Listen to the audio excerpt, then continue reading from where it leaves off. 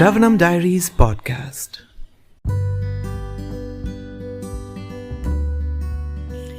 Hare Krishna, we're continuing to read the Bhagavad Gita as it is, the book by His Divine Grace Abhay Charana Bhaktivedanta Swami Srila Prabhupada, Chapter 9, The Most Confidential Knowledge, Text 24.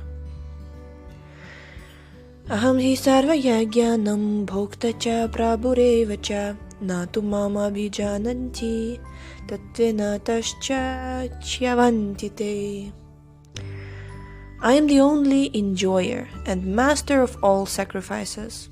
Therefore, those who do not recognize my true transcendental nature fall down. Purport. Here it is clearly stated that there are many types of yagya performances recommended in the Vedic literatures, but actually all of them are meant for satisfying the Supreme Lord. Yagya means Vishnu. In the 3rd chapter of Bhagavad Gita, it is clearly stated that one should only work for satisfying Yagya or Vishnu. The perfectional form of human civilization, known as Varnashrama Dharma, is specifically meant for satisfying Vishnu. Therefore, Krishna says in this verse, quote, I am the enjoyer of all sacrifices because I am the Supreme Master. Unquote. Less intelligent persons, however, without knowing this fact, worship demigods for temporary benefit. It will always be temporary with the demigods. Therefore, they fall down to material existence and do not achieve the desired goal of life. If, however, anyone has any material desire to be fulfilled, he had better pray for it to the Supreme Lord, although that is not pure devotion, in brackets, and he will thus achieve the desired result. Text 25. Yanti Deva vrata devan Pitrin yanti Pitri vrata Bhutani yanti Bhutejya yanti madhyajanopimam. Those who worship the demigods will take birth among the demigods. Those who worship the ancestor go to the ancestors. Those who worship ghosts and spirits will take birth among such beings, and those who worship me will live with me. One moment.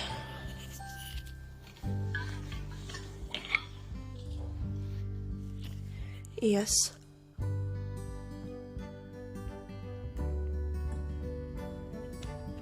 Okay. Are you ready? Let's dive into the purport. If one has any desire to go to the moon, the sun, or any other planet, one can attain the desired destination by following specific Vedic principles recommended for that purpose, such as the process technically called Darsha Purnamasi. These are vividly described in the Vedas, in the fruitive activities portion of the Vedas, which recommends a specific worship of demigods situated on different heavenly planets. What's wrong with my voice today?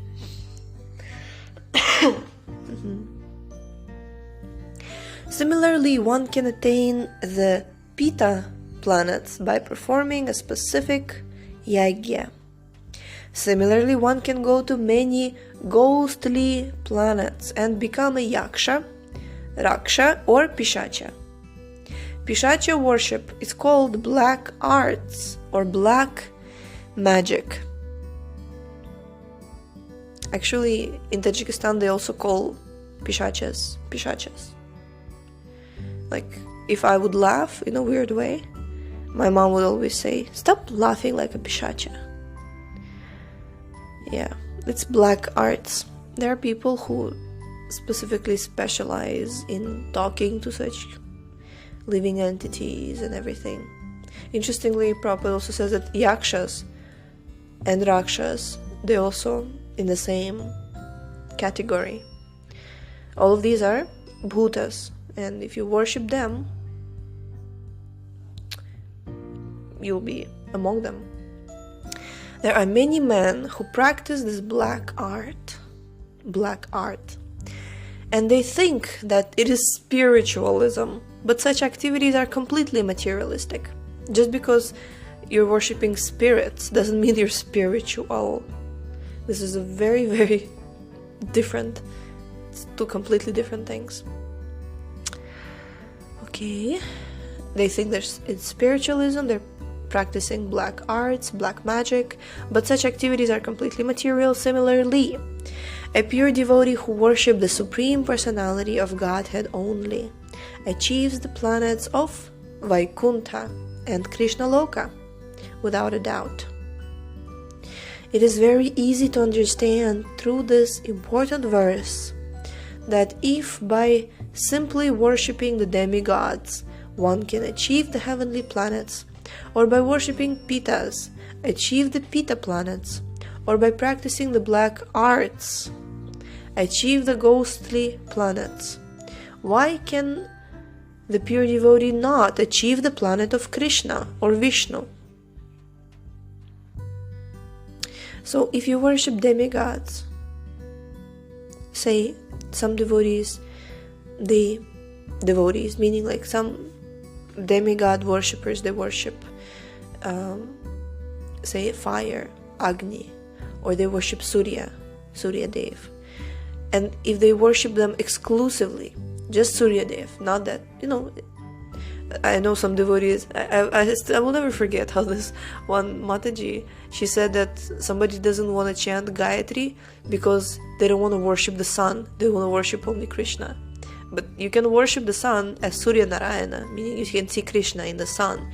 But if you don't, if you worship Surya Dev just as Surya Dev, you will go to Surya's planet, you'll go to the sun planet.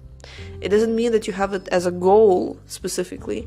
You may worship for many different reasons, but just because you worship Surya Dev, you will go there. Similarly, Pitas. Some people think, like when I was 15 and I was reading this, I was like, who is worshipping Pitas? Ancestors. Who? There are people who worship Pitas. I think that in Asian countries, correct me if I'm wrong, but say in countries like China, Japan, there are specifically, they worship Pitas. Pitas are who? They're ancestors. They worship their ancestors. There's a planet where all of these ancestors live. And actually, even my daddy, my grandmother, she would pray that, at one point she really prayed that she wants to, after she leaves her body, she wants to be with her family. And it's really interesting how, there's such strong connection with the family that, like you're willing to go and live with them after you leave this body. So Pitas, you go to Pita planets.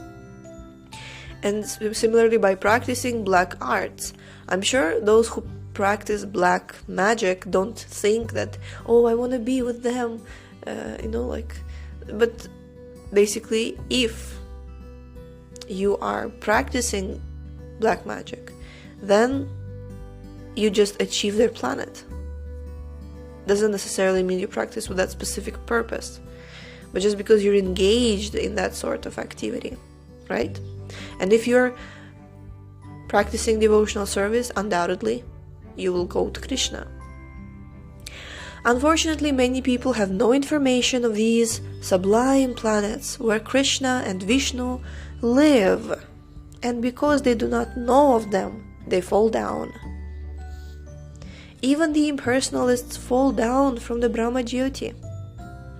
The Krishna consciousness movement is therefore distributing sublime information to the entire human society to the effect that simply by chanting the Hare Krishna mantra one can become perfect in this life and go back home, back to Godhead. Okay, we're going to stop here for today because tomorrow is Patram Pushpam Phalam Toyam, one of the very, very important verses of Bhagavad Gita. Next one, and the one after that, Yat Karosya Dashnasi. I would really like to read them together, and I would really like to read them like from a basically fresh start. And today, actually, this verse is considered one of the also key verses. We learned this verse in Bhakti Shastri course, and I would highly recommend you also memorize this verse, because initially I also didn't see how can this verse really help me, but right now I can clearly see that there's also this example given that if you buy a ticket to Calcutta, you can't expect to go to Mumbai with that ticket, right? So similarly, if you are performing some worship, then you can expect that you will go to the place where this worship is supposed to lead you. Not that you worship demigods, you end up in Vaikuntha. It doesn't work like that. So definitely this is something to give emphasis to. And regarding the black magic and Pishacha worship, I am sure that some people would think that, it's archaic, not anymore, people don't do that. But you'll be surprised how occult sciences are quite still prominent. Maybe they're under the table, but it happens. People really do that. So, and that's why we have Lord Nrsimhadev to protect us from such people, but ultimately this is where they're going, just for practicing such arts. And again, if you're worshipping the Lord Krishna, then you will not fall down. You will come to Vaikuntha Loka, to Krishna Loka.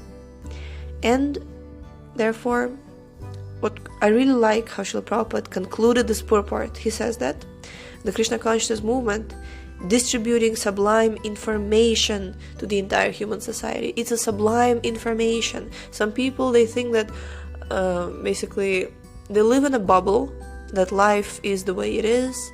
There's nothing supernatural, there's nothing extraordinary. Life is just this boring, steady, or life is just survival. It has nothing to, it's just like so many different conceptions of life is there.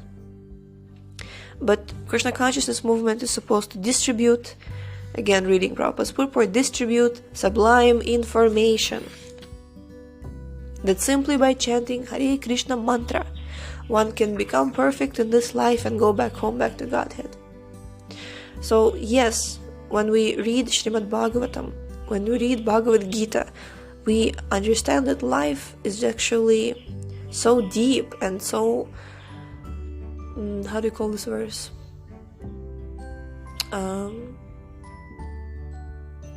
The varieties of life, right? Variety is the mother of enjoyment. Life has so much variety and so many different directions, but I believe that if we actually know all of these different directions, then it makes sense to take the proper direction, to be honest. Because I used to believe that you don't need to know about any other directions, you just go with Krishna. But how do you know if you're going to Krishna unless you know what does it mean to deviate? So we have to know what life is in order to live proper life. We have to know what is proper life and what is improper life, what is real life and what is material life. Just like here, Prabhupada says that some people think worshipping spirits is spiritual, just because it has the word spirit. And this is the, limitation of the English language. in the Sanskrit, they don't have such a problem. Spiritual life. Spiritual life is something wonderful. Spirits are not necessarily. And also, how do you define spirit? Like, say, in Sanskrit, Jiva. Jiva means living entity. Or Brahman means spiritual soul. But Bhuta is not something, it's something different. Again, Yaksha Raksha, it's something different. Pitas. It's alright. So, I would really, again, to conclude today's episode, highly recommend you memorize this verse. Because unless we know where we're going, we're not going anywhere. Yeah. Thank you so much for tuning in today. The book links, previous episodes timeline, and biography of the author can be found on shravanamdiaries.com. The link is in the description, and we shall see you tomorrow. Hare Krishna, Krishna Krishna.